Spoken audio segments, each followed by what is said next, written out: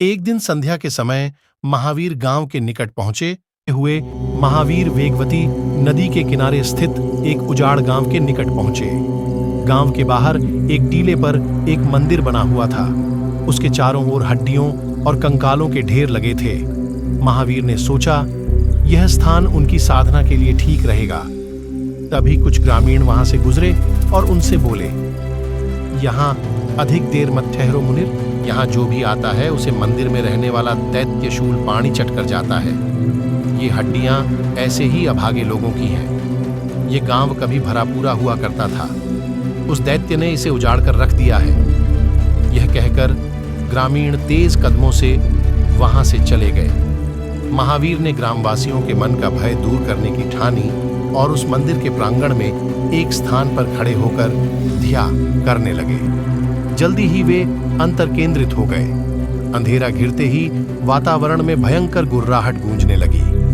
हाथ में भाला लिए शूलपाणी दैत्य वहां प्रकट हुआ और महावीर को सुलगते नेत्रों से घूरते हुए भयंकर क्रोध से गुर्राने लगा।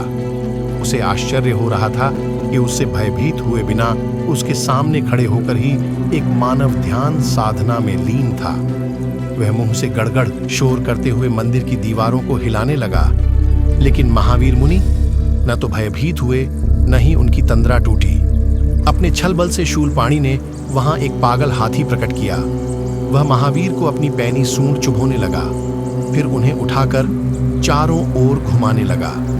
जब महावीर पर कोई प्रभाव नहीं पड़ा तो वहां एक भयानक राक्षस प्रकट हुआ। वह तीखे नख और दांतों से उन पर प्रहार करने लगा। अगली बार एक भयंकर विषधर उन पर विष उगलने लगा।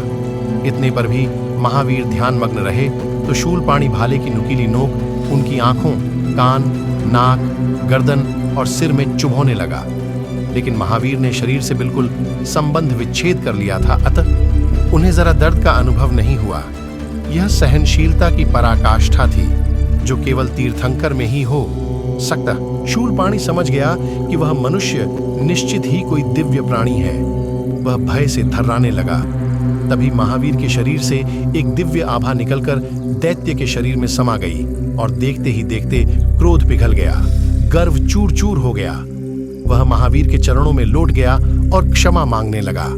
महावीर ने नेत्र खोले और उसे आशीर्वाद देते हुए करुणापूर्ण स्वर में बोले, शूल की उत्पत्ति होती है और प्रेम से प्रेम की। यदि तुम किसी को भयभीत न करो तो हर भय से मुक्त रहोगे। इसीलिए क्रोध की विषबेल को नष्ट कर दो। शूलपाणी के नेत्र खुल गए, उसका जीवन बदल गया।